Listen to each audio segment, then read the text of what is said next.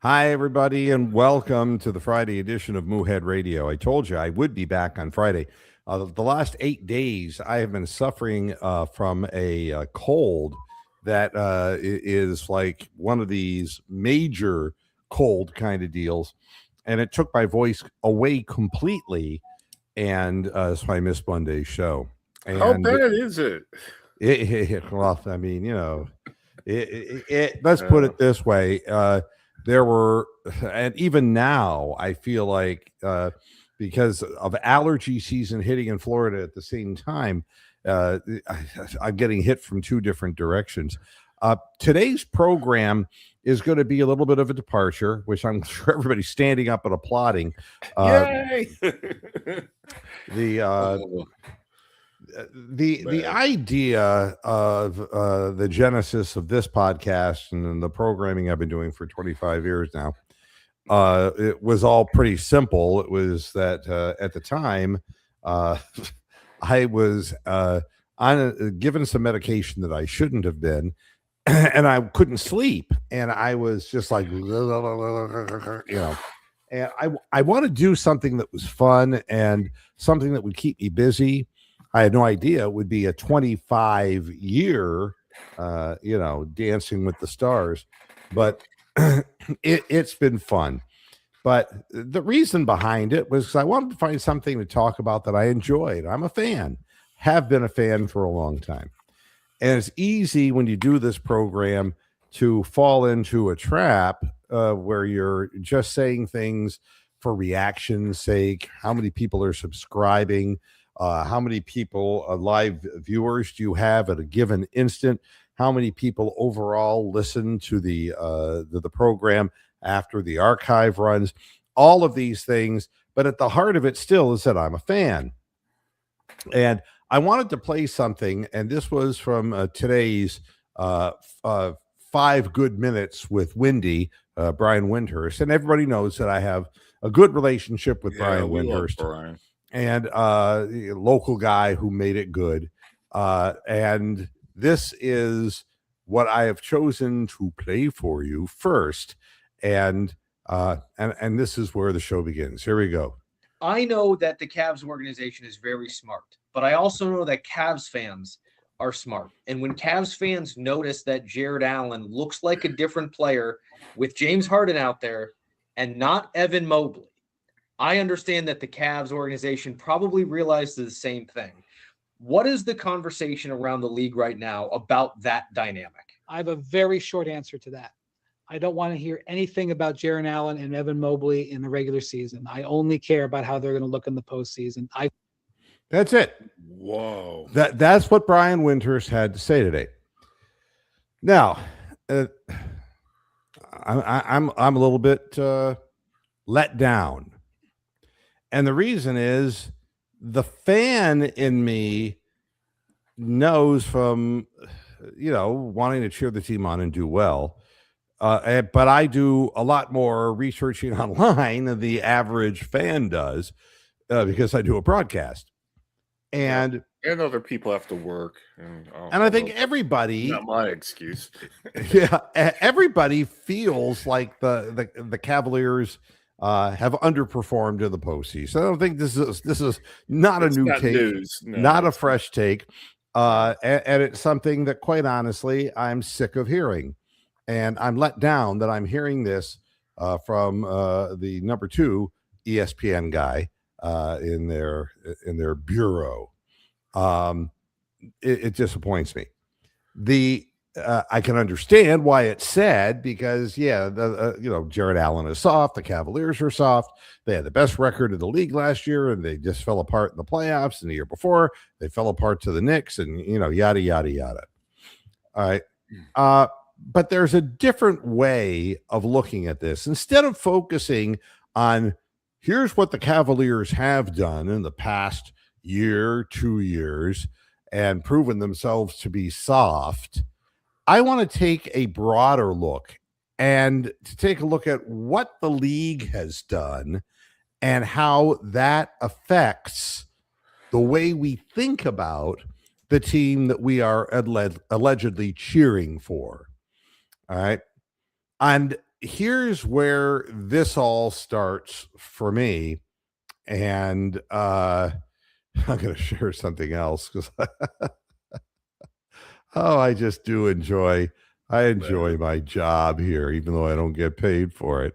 Let's this is what I wanted to put up as the visual representation of the program, and there we go. If you maybe we have to add I haven't this. seen it yet. All right, let's. There it goes.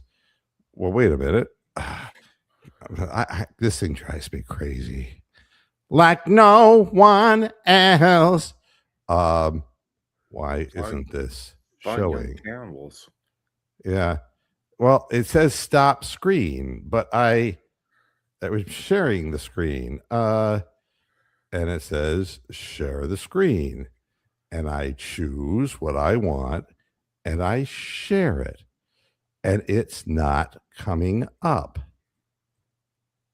All right, here we go. Now we're going to do it like this. All right, there we go. There All we right. go.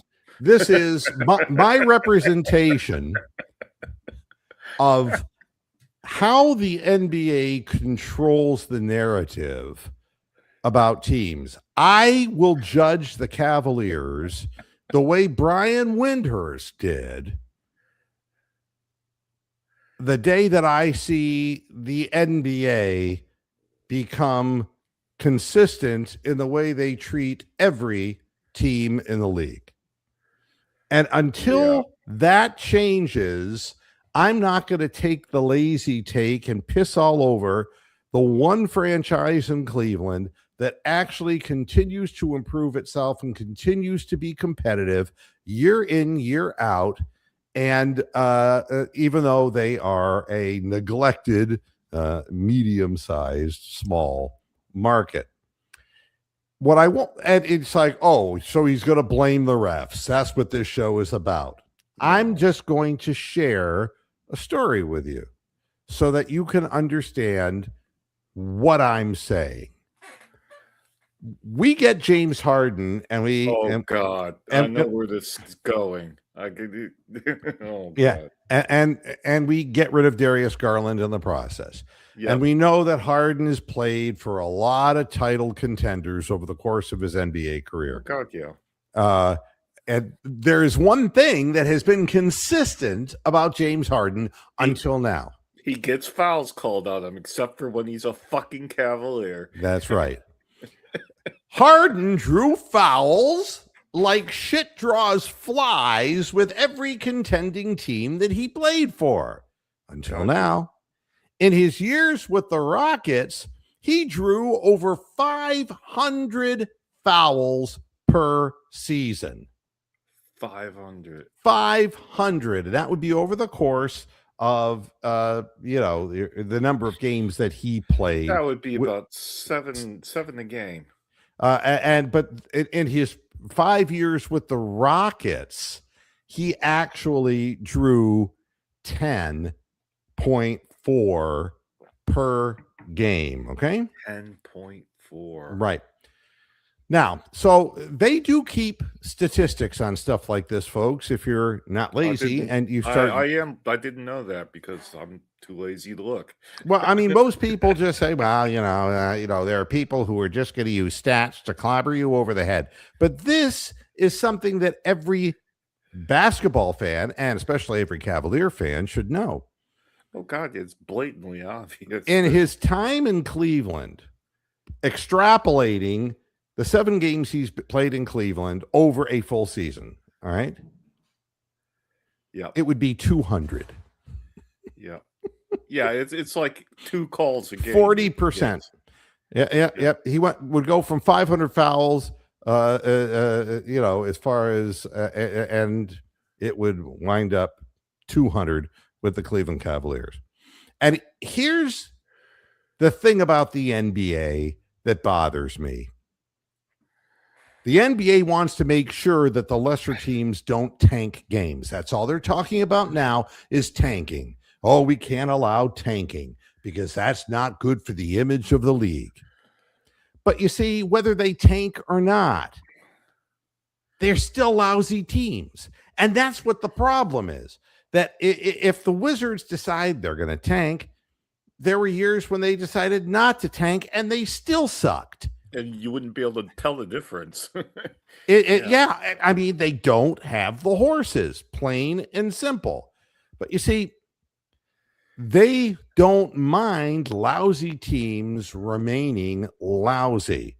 But they do love a great opportunity to send Luka Doncic down to California, to Los Angeles, on a deal that made no sense, that made the team that Luka played for into a shit team. Yeah. And they're now trying to tank to try to get things back together again. And they did it to keep the Lakers in the conversation that, oh, they're going to be in the playoffs. And they didn't give a shit about Luka's past, what he did for his franchise. None of it. They didn't care. They allow the Wizards to suck every year. And the same thing with Sacramento. They don't care. And if you want to find out what hell is, ask DeAndre Hunter. He's not going to play again. He has an eye infection that's going to keep him out for the rest of the season. What happened to him? I don't. He had some kind of an infection in his eye, but the good news is that maybe he'll never have to see Sacramento, so it won't have to bleed into his system. Wow. So these teams and others like them have accepted the whole concept of we're just going to suck. The script, yeah. The fan base just says, well, we can go out and get a hot dog. We have something to do tonight. And plus, there's not going to be very many people there. And there's not that much of a hassle getting out of the parking lot. And we can see a good team come in and kick the shit out of the Wizards. All right. Yeah, but we can maybe get a T-shirt and one of those little basketballs, that they throw up in the air. Yeah. Now, while the league is concerned about tanking, you see, we have an owner in Cleveland who brings a really good product to a medium-sized market, takes on all the apron taxes. He's punished by officials allowing any team to rough up the Cleveland Cavaliers, while the NBA broadcast partners spread the Cavs are soft narrative. Not to mention the asinine proximal foul bullshit that can nullify a successful coach's challenge. Not to mention giving the other team a continuation call for a second player after overturning a lousy call. And let me get to this, because if you can do this and twist the rules of NBA basketball to the degree that they are doing to fuck over teams, this was the thing against the Knicks. And of course, the Knicks didn't challenge us because they didn't show up that night. If you remember the play, and a lot of people, they don't pay attention. Now, the Cavs are up 18 points. Fuck it, we're going to beat the Knicks. Woohoo! That's it. But the Cavaliers just had a successful challenge, right? When it happened, they, no one's talking about this. Brunson drove one-on-one against Keon Ellis, who defended him successfully without fouling him. Correct. Oh, yeah, he knocked the ball out. But they called it a foul. They did.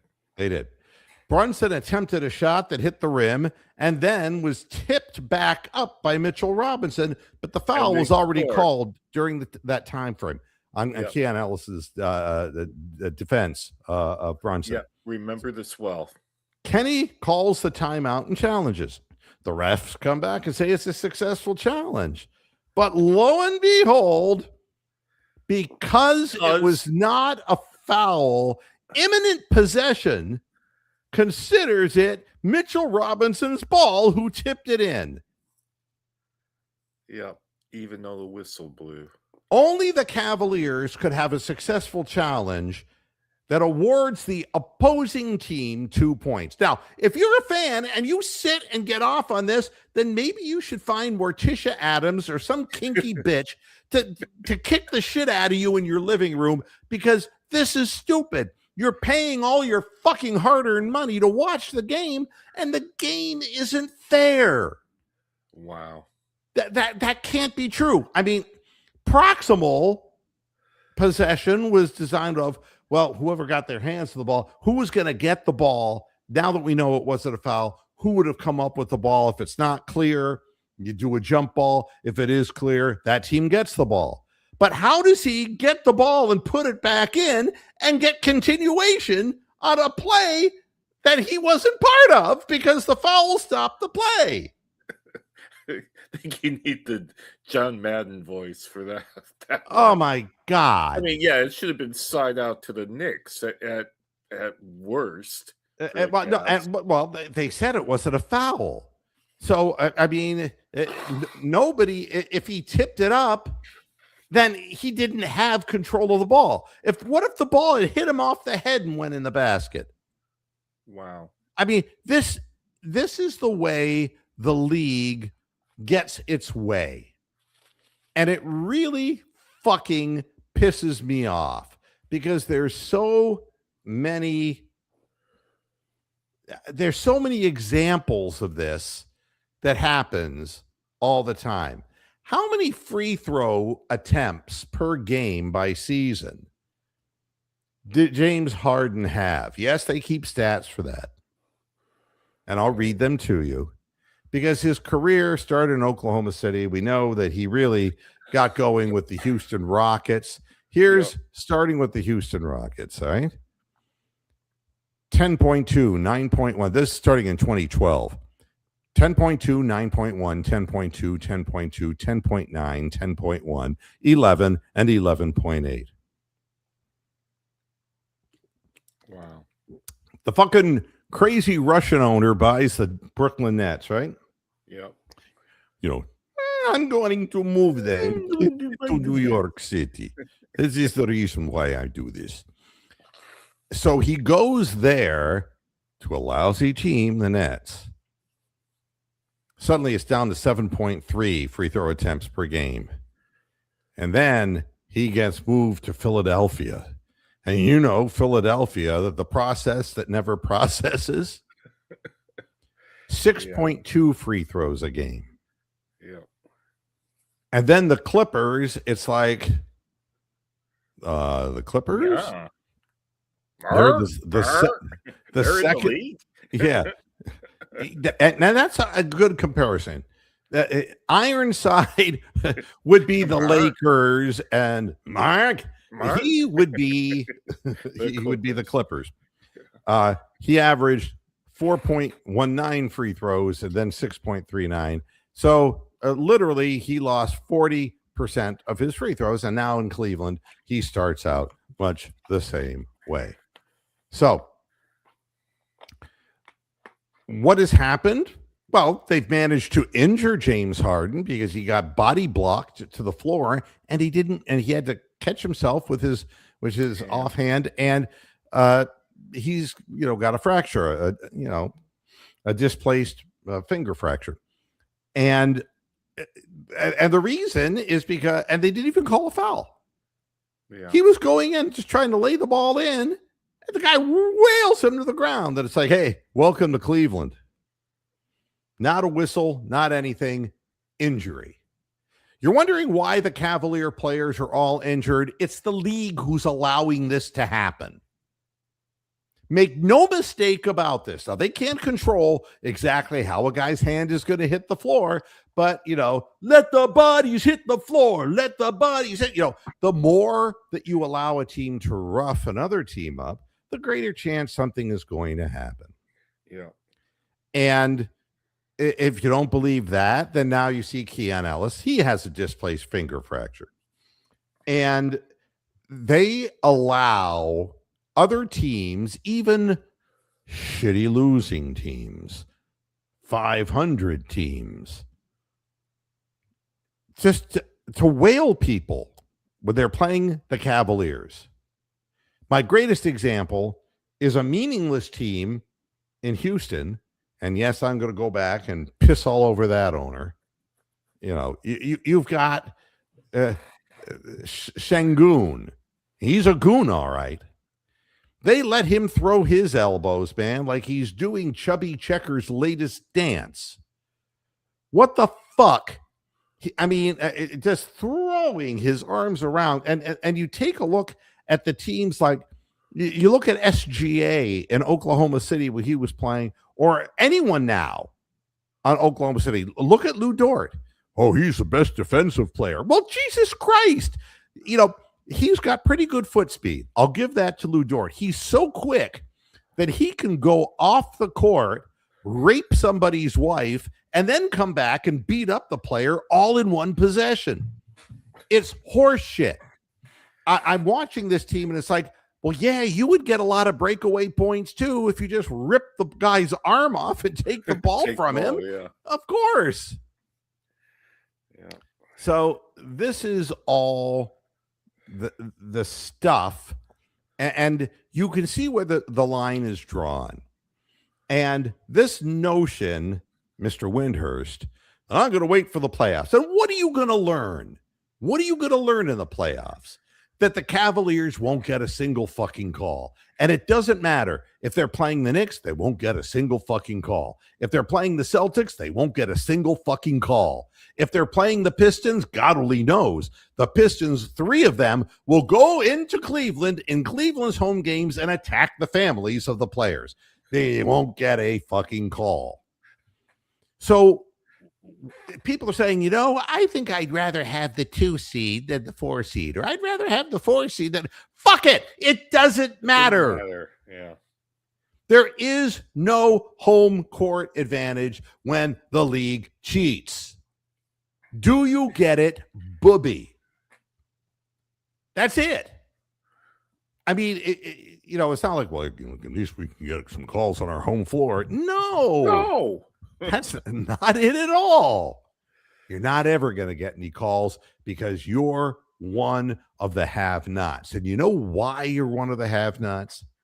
Why? Tell us. Because we have an owner in Cleveland who keeps spending more and more, and he wants to win, and he makes moves to get players, and the league has to keep up by cheating the team more and more. Yeah, I'll be the first to admit the Cavaliers look soft. But you know something? Fat boy like me, if I'm walking through the wrong end of town in New York City, I'm going to look pretty soft too. If I got 6 guys beating my ass up on the street corner, I'm going to look pretty soft too. How long does it take before the players realize we keep getting this far? We have really a good regular season, and then we get here and we get ass raped. How many times does it have to happen? And this is me as a fan speaking, because you can say this is what the Cavaliers did last year and the year before. How come nobody is saying how thrilled they are that we got James Harden? How come nobody's saying how thrilled they are that we got Keon Ellis? Yeah. Or that we got rid of an underperforming DeAndre Hunter who was a sad sack and wasn't performing, and that we had an owner who had the testicles to go out and do something about it. He did. And basically, we traded George Niang and Claris LeVert and ended up getting Keon Ellis and Dennis Schroeder. I mean, I look at this and I say, if you're a fan, they're the only organization in Cleveland that wins. The Guardians don't. And God only knows the Browns don't. So it bothers me. Taking the easy step, I'm going to wait until the postseason. I want to wait until the NBA becomes a fair league. And you know when that's going to happen? Never. Because it's corrupt. Everybody's worried about, there's going to be gambling issues. And that, man, they've got it all covered. They're getting the revenue from the goddamn, crooked betting people. They're getting money from fans who are just handing over parts of their paychecks. They're getting that money. And then they invest a little bit of the money to say, and make sure you be careful when you're gambling at the end of every commercial. And Here's the third quarter point spread, and yeah. gamble wisely. And remember, little Timmy's future hangs in the balance. And if you're drinking too much, seek help. Here's the college fund. Right down the shitter. So, again, they're making money off the whole gambling thing, which is totally dishonest to begin with. And they're controlling which teams are the top teams. And if you look at the East and you say to yourself, now say it out loud to yourself. All right. Or as Mike and the mechanics would say, sing it loud, sing it clear. Proud or whatever. Yep. Stop and think. Here's what it is. It's the Pistons. It's the Celtics. It's the Knicks. And it's the Cavaliers. Last year, if you remember, if you have a memory, the Cavaliers were the number one team. And a funny thing happened. Suddenly, the Pacers became great. And the league's like, you know what we're going to do? We're going to call up the Indiana Pacers coach. We're going to say, hey, buddy, we're going to look the other way while you literally rape each of these players. And don't worry about them as a dynasty. We're not going to let Dan Gilbert have no fucking dynasty, not like the Lakers and the Celtics and the Knicks. We're not going to let that happen, even though the Knicks haven't won dick in God knows how long. I think like 1970 was. Yeah, I mean, Walt Frazier still doing the broadcast, wearing his fur coats, and he's like, you know, I kind of remember what it was like winning, but boy, I haven't seen it lately. And that's what you have. Yeah. But if you put those four teams at the top, you can honestly look at me seriously and say, it matters where your seeding is? Do you think the Cleveland Cavaliers are going to get any kind of a shake in a series that automatically, if they're the fourth seed, that they won't have a home court advantage if they make it through their first round, and that they're going to somehow be able to leverage wins on the road in New York, in Boston, or in Detroit? Do you really believe that? And I have something else to say. If you're the league and Detroit is the story, well, we were the fucking story last year with the with a tremendous record, right? Yeah. And now it's the Pistons.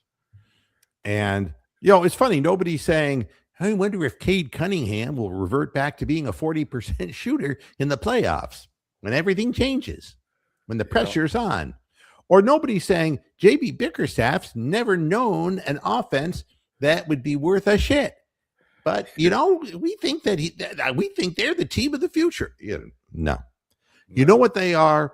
They're a team that had to ascend to the East by beating people up, by starting brawls and fights. That's what they are. You know, we're going to go back to an old script, and we're going to say the bad boys of the NBA. We're going to bring back, you know, Lambeer, and we're going to bring back that whole bunch of goons. And there's going to be, so now they're Duran, and now there's Beef Stewart, and they, you know, and they're just going to beat the shit out of people. And they literally get suspended, and it's like, yeah, that's what we're looking for. We're looking for a team that really isn't that good, but we're going to give them every single benefit of the doubt until the playoffs. Do you think they're going to, the NBA is going to allow Beef Stewart to plant elbows in the throats of Boston Celtics? Fuck no. No. Fuck no. That's not going to happen. So all you people who are Detroit fans, enjoy the ride. We were on the ride last year. Enjoy it. There's been other examples too in recent history. Like, remember the Atlanta Hawks put together that one year where they were like 65 and bullocks. So they and LeBron and the Cavs. Raped. Yeah, they got ass raped. Toronto Raptors actually won a championship somehow. Yeah, you know, but there's always examples of number one seeds in the East being some unexpected team and then getting ass raped in the playoffs. It's happened a lot of times. I mean, Beef Stewart and Jalen Duren don't help you put the ball in the basket. They punch people in the face or elbow them in the gut, but they don't help you score enough points. And if you're not getting calls, or God forbid, if every proximal call goes to the Boston Celtics, it doesn't really matter. And if the NBA had its way, you know what they would do. They would sit back and say, the Pistons have been quite a story, so we want them to be one of the final four. But the final two, we're going to fall back on the Boston, New York story. Yeah, obviously, yeah. Because they're two markets, they have a history together, and it's like we're at a fucking time warp. I mean, this isn't goddamn, Arbach and 1971, yeah. and it's not Larry Bird, and it's not Bill Russell, and it's not Walt Frazier, it's not Willis Reed, it's not that anymore.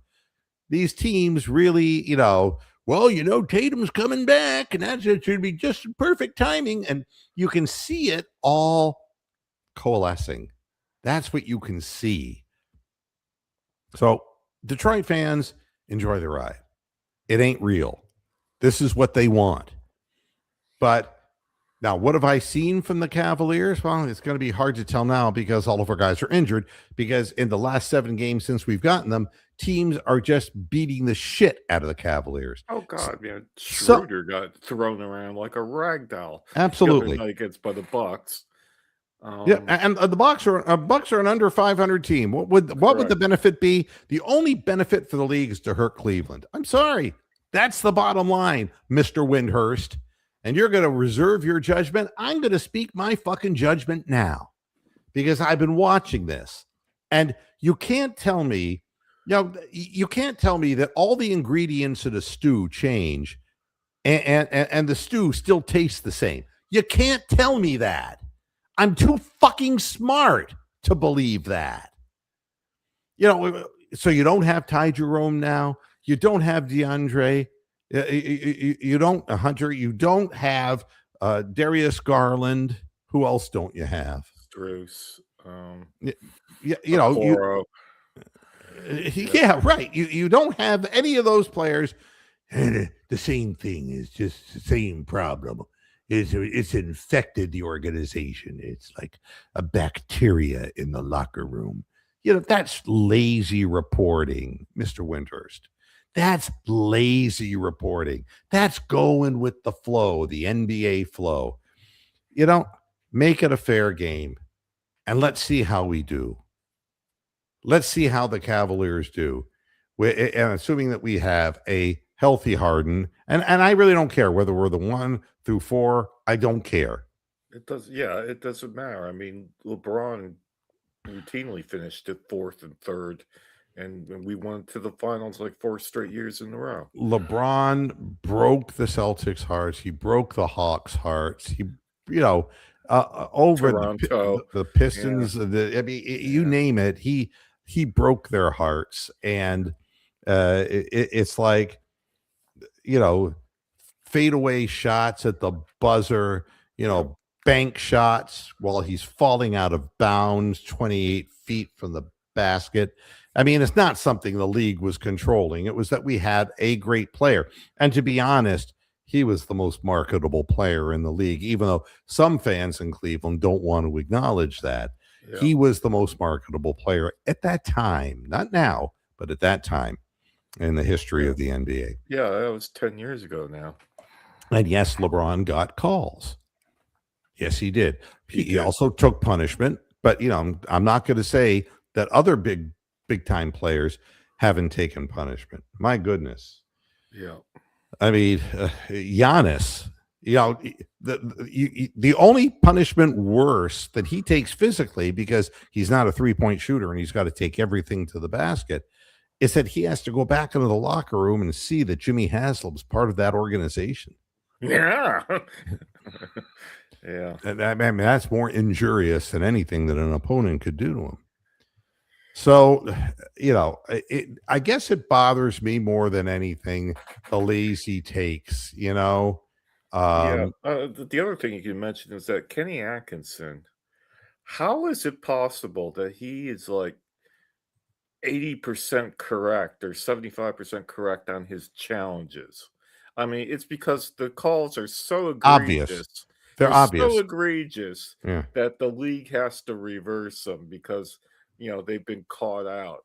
And my God, if we had more than one made challenge and then we're allowed the second one, if we were allowed 3 challenges and then you kept them, we'd be the game would never end because we'd be challenging By the calls. end of the game and the final 2 minutes where games are won and lost, if you don't use those things, they'll just keep making egregiously bad calls over and over again and fuck you in regulation that way. If you use and you get 80% of them overturned, you have none for the final 2 minutes of the game anyway, Correct. because they keep throwing so many bad calls at you that you try That's to right. use them at the most advantageous time of the game. And you have none. And then the last 2 minutes come down and they just make 6 ass raping And they calls. lie. Yep. Yeah. And you're out of the game. That's the end of it. I mean, They that have you from Schroeder every one- angle.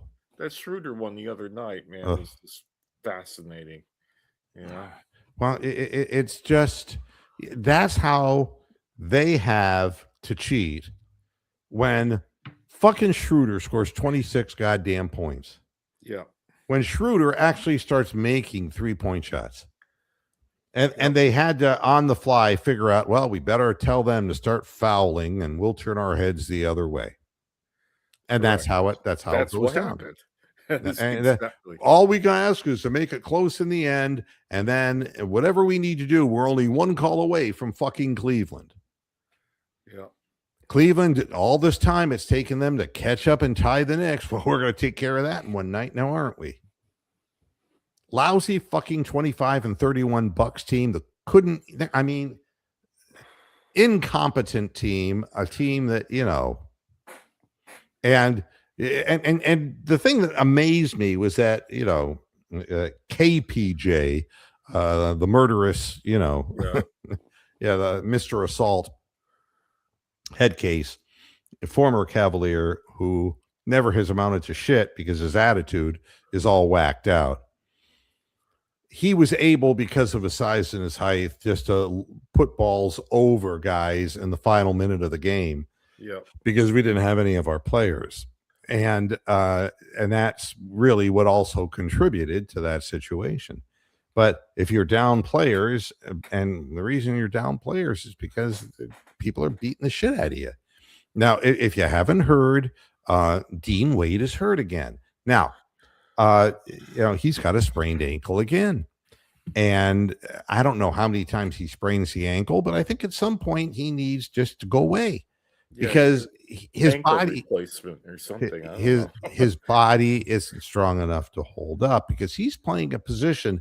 He's not a big man, okay? And but it's not that he's soft; it's that he's just injury prone. And without him in the game, then you're dealing with the Evan Mobley, Jarrett Allen dynamic, and that's what they're saying. Well, Jarrett Allen plays better when Mobley's not on the floor. Well, are you fucking retarded? Of course. I mean, if you put 2 guys who don't have shooting range and they want the ball in their hands down low, you have a traffic jam in the paint. I mean, if you can't figure that out, you're daft. And the problem, and it was really funny. Here's Terry Pluto's headline. Oh God, I'm coming. Praise Jesus. Oh, I'm sorry. That was the biblical one. I just came on Leviticus. No, that's not the right one. Terry Pluto on what an early Cavs playoff exit might mean for the future of Jarrett Allen and Evan Mobley. See what they're doing already? They're priming us. They're priming us to suck dick. I don't know. There is no reason to be concerned about Evan Mobley if he's doing his job playing defense, blocking shots, and getting rebounds, and doing an occasional offensive thing. He's not going to be more than that. I mean, in this offense, I mean, stop and think, please. I mean, stop listening to ESPN people and the national press. Stop paying attention to it and just look with your eyes. If you have two guys, Jared Allen, who's 6'9", but with his afro, he's 7 foot tall, and you've got Mobley, who's about 6'10", 6'11", and very long armed, and he was the defensive player of the year. And last year, he's a really good defensive player, but he really isn't shooting the ball well from behind the 3-point arc this year. But look at the offense that they have, and look what they've done. They've got Harden to handle the ball now, who's a better ball handler than Ty Jerome was, right? Oh, God, yeah. And Schroeder is a better ball handler than Ty Jerome was. Better all-around player than Ty Jerome. And we had to get rid of Darius Garland, but it didn't matter because Darius Garland, you can't really bring up a basketball with any tempo and pace if your leg's in a sling. So your foot. So you give up something to get something. Harden is going to handle the ball out front, and so is Mitchell. All right. There is never a reason for Evan Mobley to be bringing the ball up the court, Kenny. None whatsoever. There is no I mean, I understand that you don't want the young man to lose confidence. You've had a lot of faith in him, but you know something? You're fucking his head up. You're asking something of him, and it's more than he can do. And he doesn't have to do that. Stop and think for a minute. If Mobley wasn't hurt in the last game, they wouldn't have been getting the offensive rebounds that they were getting. But Jared Allen is not going to play 40 minutes, nor should he. But Jared Allen looks better now because Harden's getting the ball to him in the paint. And Evan Mobley's not standing there in the paint clogging it up. So he can catch the ball and go up quick. The two men on the floor together, if Mobley is going to be in the paint and Jared Allen is going to be in the paint, it's just a quagmire. It's not going to work. And the whole thing about Kenny Atkinson's offense from the time he got here, we're going to shoot a lot of threes. This is going out of his mouth. I'm not putting words in his mouth. This is what he said. We're going to play an up-tempo game. We're going to get the ball up the court quickly, and we're going to shoot a good number of three-point shots, and we are not going to be afraid to score the basketball. Now, here's the problem. If you want to play up and down basketball, and the guys you're doing with it in it last year are Max Strus and Ty Jerome and one-footed Darius, you don't. And then by the end of the year, Donovan Mitchell got the same thing as this year. He's pulling his groin, and I know that's personal, but it's not good for his NBA career. And going up and down, playing a ragged pace, it relies on having a bench. And the bench didn't operate this year. I mean, DeAndre was a disaster, and we're not getting the help. But you can just see poor CPJ has lost his mojo because with Schroeder being brought in, he's not really needed anymore. They've totally forgotten about developing the other one. Yeah, right. Because Keon Ellis is here, and he's a really viable defensive Proctor player. is like missing man. He's in the Bermuda Triangle now. Yeah, and you know who else is lost in the shuffle now? Who? Jalen Tyson. Yeah. Yep. I mean, Jalen Tyson. What they said to him is, "We want you to be a 3-and-D guy." So he became like the number 2 3-point percentage shooter in the league.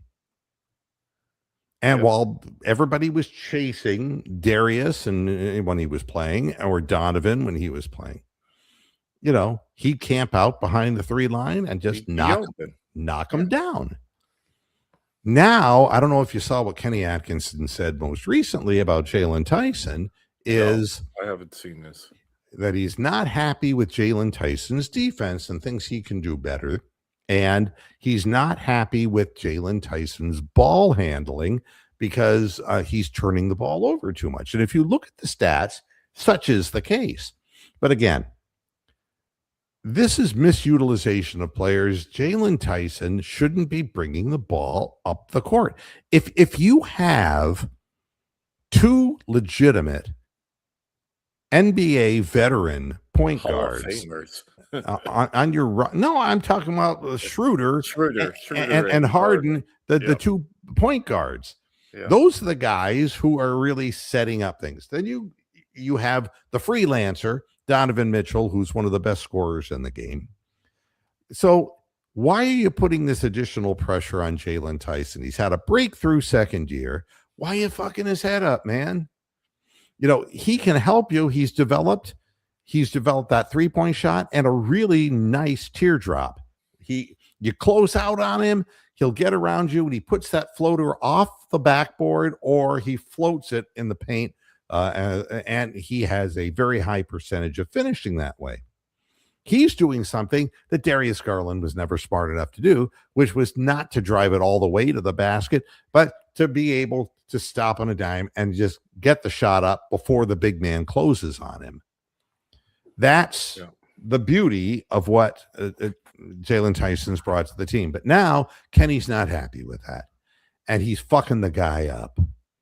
And that's not good because we have 2 legitimate 3-point top shooting guys, 3-point guys in Jalen Tyson and in Merrill. These 2 guys are good, really good 3-point shooters. You've got to figure out the offense so that the ball handlers can move the ball around. And when they throw the ball in to Jared Allen or to Evan Mobley, depending on who's on the floor at a given moment, that he's able to pass out because there's a third guy, Keon Ellis, who's proving that he can nail threes as well. And that is consistent with the way that Kenny wants the Cavaliers to play. So that's all good. But it's not consistently happening because we're trying to fit this, this round peg into a square hole, and it's not working. You can't, Evan Mobley should be there always with his length to get offensive rebounds, to go after the ball defensively, and he can slide behind a 3-point line, get his confidence back, but you can't give him the ball, bring it over the court, and expect he's going to dribble it down the lane. Once he stops dribbling, they will strip him of the ball 90% of the time. And that's no good. So Evan Mobley has to learn something from Jared Allen. If they're not on the floor at the same time, he has to replicate some of the things that Jared Allen does, which means flash across the paint. When you get the ball, make a definitive move and either draw a foul or put the ball in. But you're shooting all your shots from short range. And in the case of Jared, he can use his body to get some rebounds. In the case of Evan, he's got the arm length and he can change shots and he plays better defense than Jared Allen does. So this isn't that hard to figure out. But even if you do everything right, if the NBA just continues calling things in the ridiculous fashion that they are and showing blatant favoritism towards certain franchises, it doesn't make any fucking difference. So, Keon Ellis now has a fractured finger. So who's alive and who's dead tonight? I mean, what I'm hearing is that Donovan Mitchell's definitely out with the groin. That they've downgraded Dean Wade, which doesn't surprise me because if he had a scratch, Band-Aid wouldn't stick on him. So he's not going to be out there, even though they say he's doubtful. Whenever he's doubtful, he does not play. There, Keon Ellis and Harden wants to play with the displaced fracture on his offhand. And Keon Ellis, and both of them went through shooting practice today. So there's a possibility they could play, but I think the belief is that Keon might be the one and that Harden will not be. because they can't, with the investment that they made here, they They can't. don't want to get killed. No, and the refs will just let people whack at the finger. Yeah, because it's that Little Seizures Arena, isn't it? Tonight, national game, I believe. It's on ESPN, Yeah, isn't it, in national game. Cleveland? Or I think it's Little Seizures. yeah, why don't Yes, definitely is. Okay. Yeah. Well, yeah. I mean, you're not going to win the game. It doesn't make No. any difference. And again, it doesn't matter whether you're the number 2 seed, the number 4 seed, the number 5 seed. It doesn't make any difference. You got to be healthy going in. That's the most important thing. And basically, Keon didn't realize that he had fractured something until after the game, when Jared Allen looked at his hand and said, "Oh boy, you got a fracture," because he went through it twice. But yeah, he did. Yeah, Ron Shane's post. It sounds like we'll lose by a dozen, and that's what it sounds like. And I think there's a lot of trickeration going on with these games to make people lose money. So maybe the game will be really close. Who knows? If I say something's going to be close, it ends up being a blowout. So. Well, I don't think the game will be close. I think that so. None of us do. They're going to just they want they really want the Pistons to be the bully on the block, and they're going to go out and a bunch. Yeah, I would be very concerned playing injured players. I would be resting these people because they will try to take care of these players for good. They are not clean basketball players. I've never liked JB Bickerstaff. I wish somebody would punch him in the penis real hard, because it's one thing to preach defense. And I understand when you preach toughness, and you can be tough and not be the Pittsburgh Steelers. Correct. There's a thing called crossing the line, and it's going to be a problem. It's going to be a problem for the Cavalier players who are hurt. So I don't know. Merrill will be playing, and Schroeder, he sprained his ankle, but they're saying he's likely to play because he's not Dean Wade. So that's I don't know. I mean, I guess the way I would encapsulate all of this is they came out with the NFLPA team, ratings as far as everything, and the Browns, they treat families of the players lousy. They have lousy food. They have a lousy locker room. They've got a lousy offensive coordinator from last year. That was the head coach. A lousy special teams coordinator, lousy team travel, lousy head coach, and overall ranked 30th. Wow. As being a bad fucking organization. And here we are talking about Dan Gilbert, a guy who keeps bringing winning seasons to Cleveland, and had to do it around the chicanery of the Miami Heat taking LeBron James away with the league's help. Yeah, tampering. There's so much tampering going on there. And but he patiently built the team back up. They hit on draft picks. They're still hitting on draft picks, even though they don't have good drafts. They're still getting the Jalen Tyson guys, and even Sam Merrill, even from out of nowhere. Sam Merrill out of nowhere. And I would say Naquan Tomlin, if he just stopped shooting the threes, because my God, no. I swear to God, it looked like Timmy Bartholow out there. Yeah, I mean, he's a shot clock violation every time. He can't handle the ball. He is what he is. He's just a real scuffling player, but he's not gonna. But people sit there, and you seem to forgive Jimmy Haslam. All right, and I can tell you, look at what's happened to the Bucs since he's become a minority owner. This guy's a cancer. He's bad news. and he's this, look how many billions of dollars this man has. Then why do they treat families like shit? Why do they have lousy food?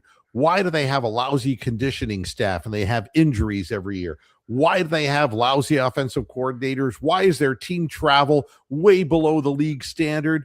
Why? Why is it? And there's no excuse. He's just a bum.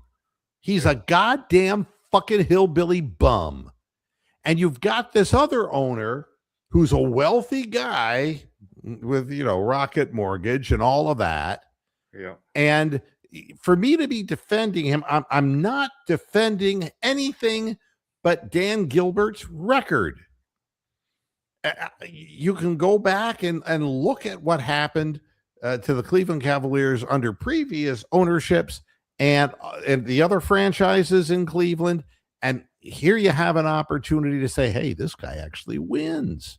Yeah. I mean, he's brought us, he brought us Kyrie Irving. And when we needed veteran help, he got us James Jones, and he got us, who was the Nick? J.R. Smith. And he Shumpert and all the those Shumpert. guys. Yep. I mean, brought in players that made a difference off the bench and gave us some depth and gave LeBron enough help to win that one championship.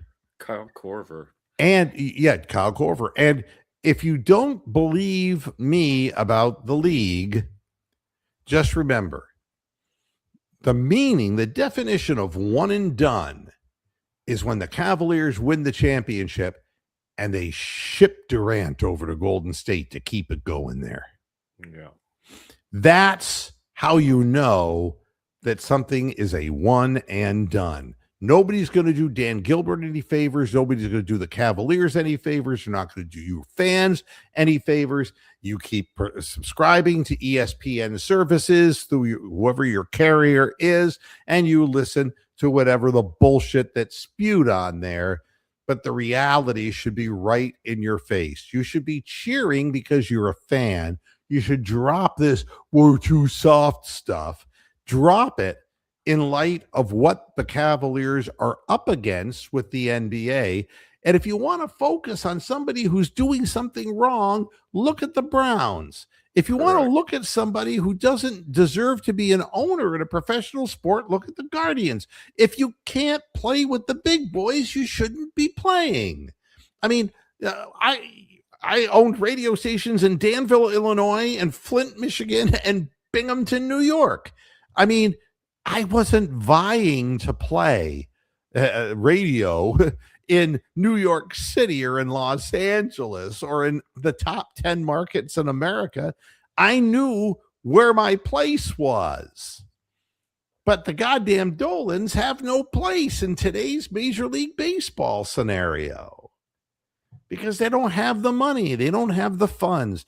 Sell the team to somebody who has funds and let them get on with it. But don't cheer. You're already not showing up to the stadium, to watch the Guardians play. Fuck that shit. They're back down to 18,000 fans a game. Nobody gives a flying fuck.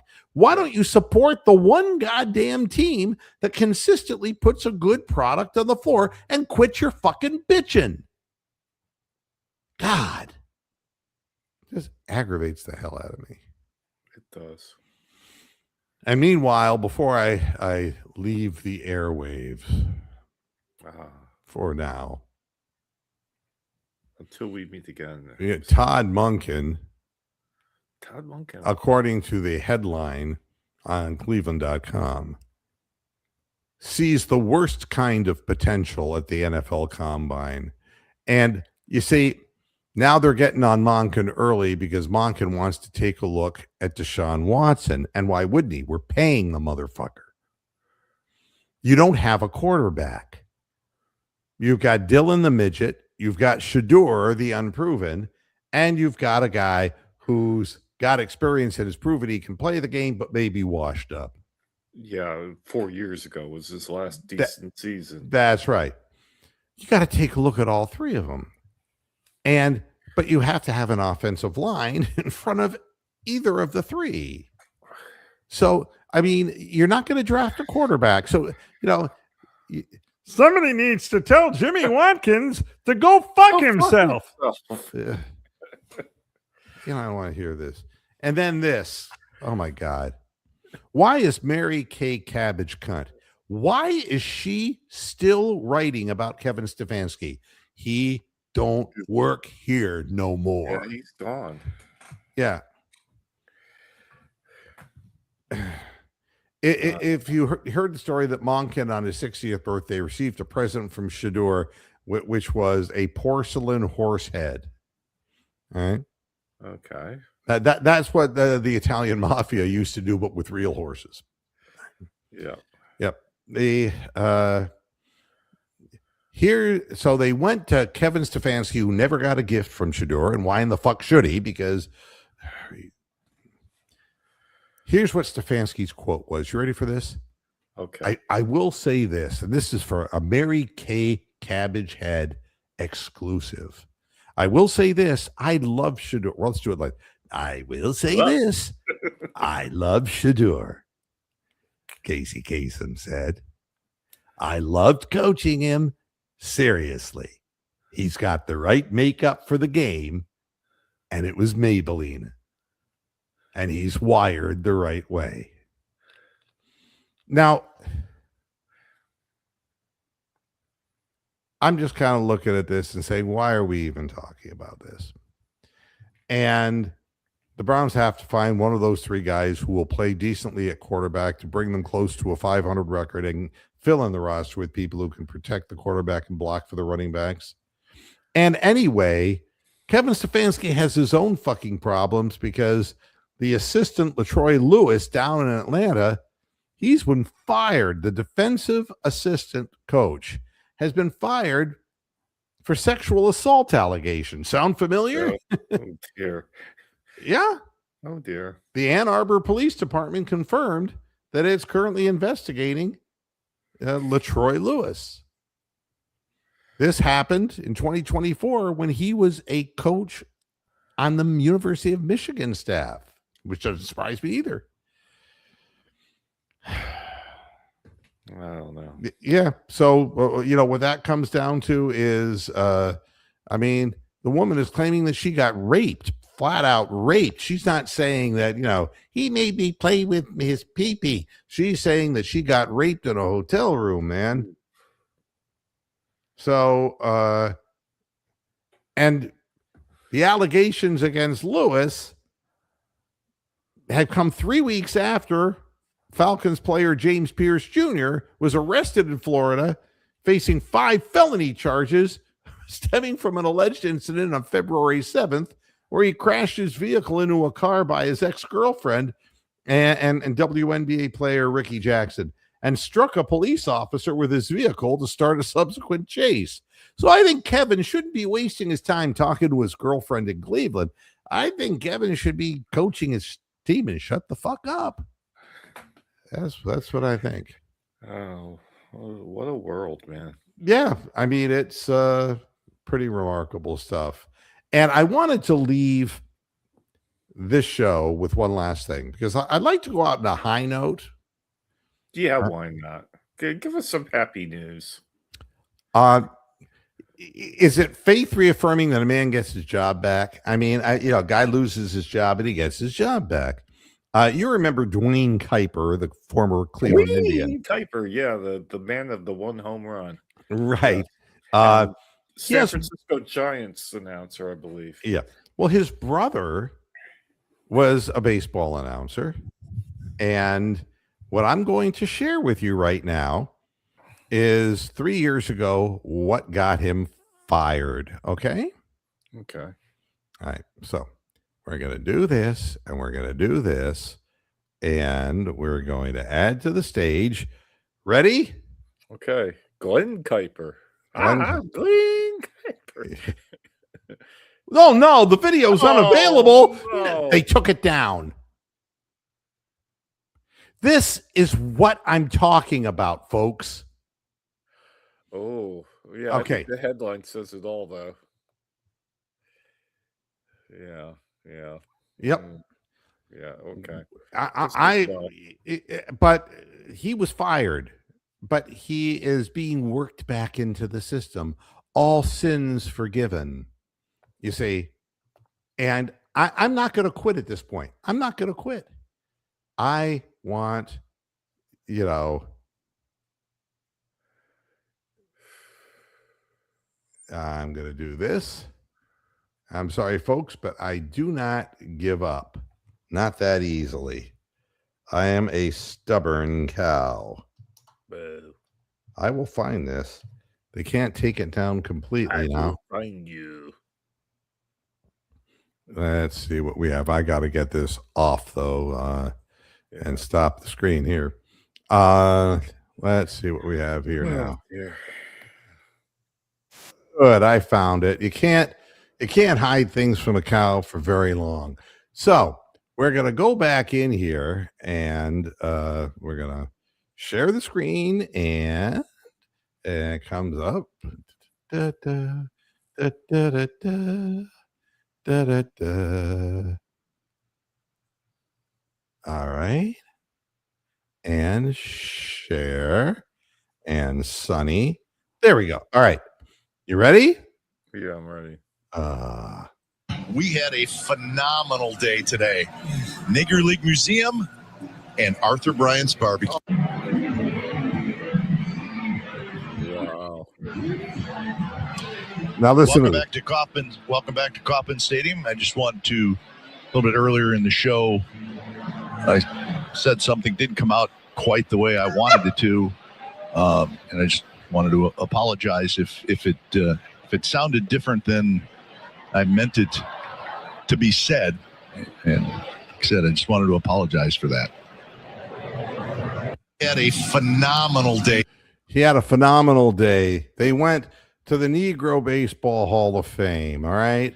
Now you tell me, did this come out of his mouth wrong? Today, Nigger League Museum and Arthur Bryant's Barbecue.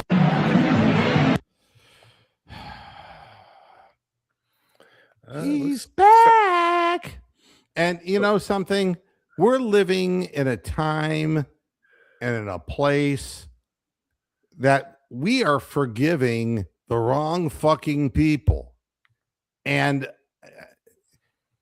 the guy never officially apologized, for God's sakes. Wow. But he's back on part-time basis. Well, he did have a great day, you know. He did have a great time. Yeah, I feel bad because he didn't hit it out of the park either now, did he? So I guess he and his brother had something in common. But everybody, thanks a lot for tuning in. I made it through this extra time, and I do it out of love because I'm a fan. Yeah, I love you. Yeah. That hurts my throat more than my throat hurts doing Bruce Drennan. It's like, that would hurt your throat. Oh God, I'm coming.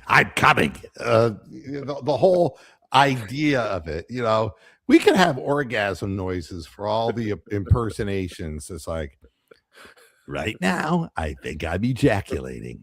You know, this would be good, you know. And it's Mark.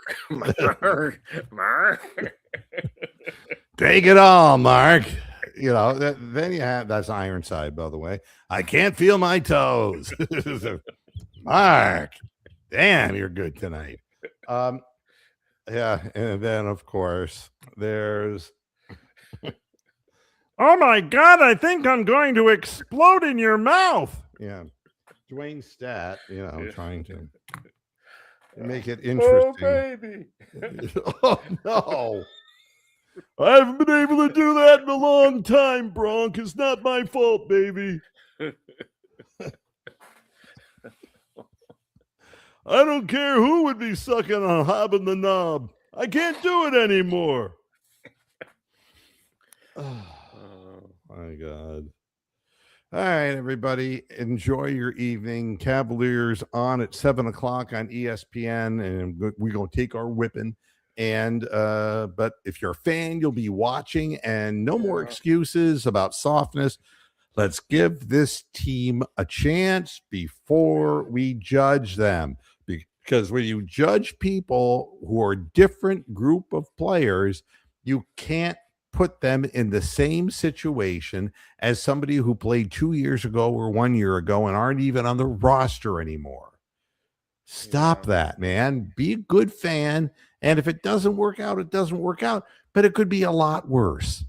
You could have that one and done that Indiana had and all their players. So, and they traded Matherin. They didn't want to have to deal with his attitude. Yeah. And and they're waiting for their guy to get that. Yeah. Yeah. And so they've tanked during the course of the season. It's not easy staying at the top if you're not New York, Boston, Los Angeles. And now Golden State can't say that anymore. They can't do that anymore. Yeah, they're going to be one of the also ran.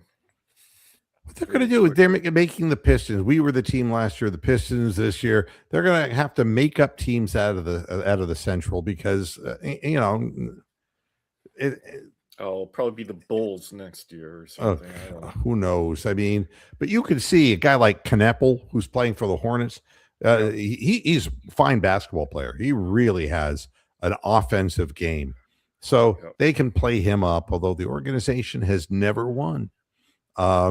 But they have. Well, they'll move him to Los Angeles. Sure, they'll find a way to get him out there. They most certainly will. LA, and they won't have to give up anything for him. That's the important thing. Everybody, thanks a lot for tuning in and watching.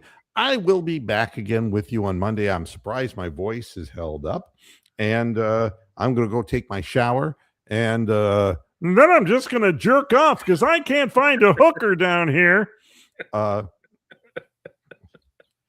And I'm going to sit down. I'm going to watch the Cavaliers on ESPN and chill out. Thanks, Bronk. I appreciate you keeping stealing my spine. Yeah, I didn't have much to say today, but I've been kind of distracted. So anyway, everybody have a good night, and until Monday, hasta la vista, Packheads. Good night. Boo.